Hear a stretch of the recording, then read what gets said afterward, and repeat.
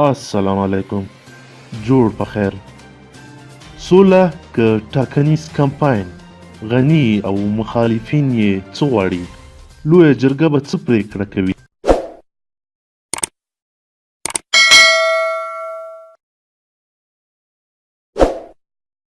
ملګرو زموږ چینل در سره ضرور سبسکرایب کړئ او همدارنګه زموږ ویډیو لایک کړئ. ټاکل شوې چې د راتلونکې غویي میاشتې په 9مه د کابل د لویې جرګې خیمه د سولې ملي مشورتي لویې جرګې په نوم د یوې سترې راټولېدنې کوربه وي. جرګه د ولسمشر غني په فرمان جوړیږي چې هدف یې د سولې لپاره د ولس له استازو سره د سولې د روانو هڅو په اړه مشوره ښودل شوې، خو دا خبره د ولسمشر د سیاسي مخالفینو له تود غبرګون سره مخ شوې. دوی وایي دا جرګه د ولسمشر غني د ټاکنیز کمپاین لپاره جوړیږي، بې ځایه لګښتونه پرې کیږي او حتی د سولې لپاره خنډ جوړېدو هڅه روانه ده. منځوی شوی حکومت د حکومت سیاسي مخالفین او متناقضین باور لري چې حکومت او خاصتا ولسمشر غني او ورنه چاپیر ډله د سولې په روانو هڅو کې منځوی شوي دي. د دوی په باور د حکومت شریکوال ډاکټر عبدالله او ګڼ نور متحدین یې د امریکا په مشرۍ د سولې د روانو هڅو ملتیا کوي او له هر هغه سناریو سره ملګري دي چې امریکا یې غواړي. د حکومت یوه لویه برخه سیاسي مخالفین هم د دغو هڅو ملګرې ده. له دې سناریو داسې ښکاري چې امریکا سیمه ییز هیوادونه، وسلوال طالبان او د ولسمشر غني سیاسي مخالفین ټول د یوې نوې او ټوله شموله حکومت په جوړولو سلا شوي. دوی غواړي یا د جوزا میاشتې له پیله د غني د قانوني واک د ختمېدو یا سولې ته د زمینه سازه حکومت لرلو په پلمه د موقت یا سرپرست حکومت په نوم بل حکومت ټینګ او غني څنډې ته کړي. غني په دې برخه کې لاس و پښې وهي څو دا طرحه ناکامه او د افغانستان د اوسني نظام د لاسته راوړنو او ملي بنسټونو د خوندیتوب په نوم د سولې روانې هڅې وننګوي.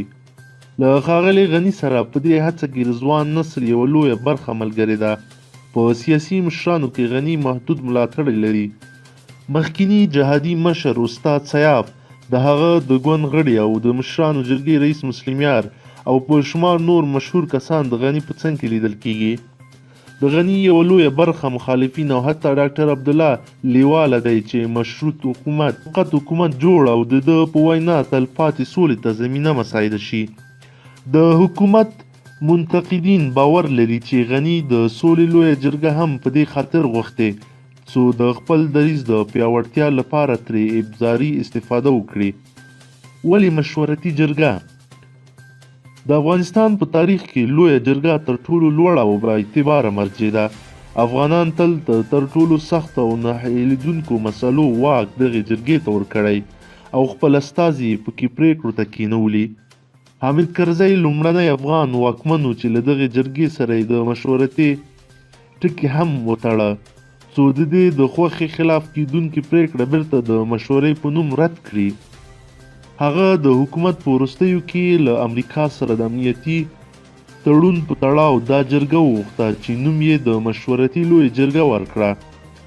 د جرګې ګډونوالو څه په خپله خوښه او څه له امریکا سره د پټې معاملې له لارې د یاد شوي تړون په زر لاسلیک ټینګار وکړ، خو کرزي هملته ځای پر ځای دا خبره رد کړه او تړون یې خطرناک او بې ګټې یاد کړ.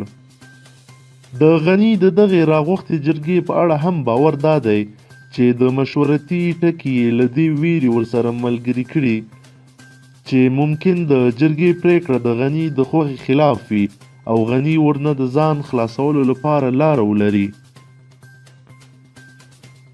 برخلیک ټاکونکی که کمپایني جرګه دا له وخته مخکې خبره ده چې په دې اړه کوم غوڅ قضاوت وشي. که څه هم له مخکې نه ادعا دا وه چې غني جرګې ته د خپلې خوښې خلک راولي او په دې ډول ځان ته د جرګې له تالاره د زنده‌باد چیغه پورته کوي، خو لیدل کېږي چې په پام وړ برخه د غني سیاسي مخالفین هم د جرګې غړیتوب ته په ترسره شویو ټاکنو کې بریالی شوی.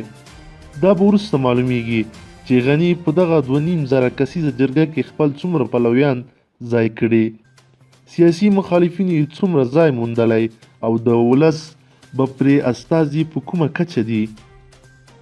غني له پلوه معلومه ده چې له جرګې څخه د سولې په موضوع کې دته د زیات رول ورکولو تمه لري.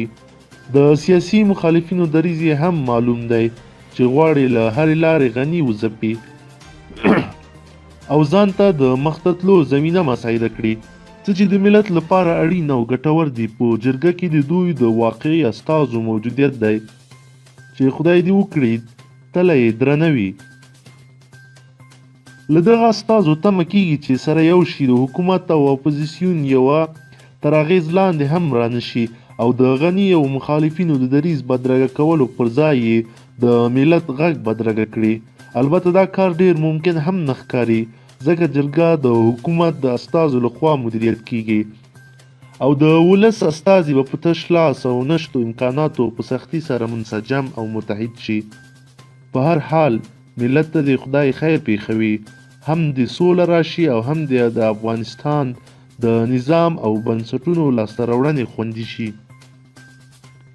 غني او سیاسي مخالفین یې افراد دي، دوی کې وي یا نه مهمه نه ده، افغانستان او ګټې باید لومړیتوب ولري.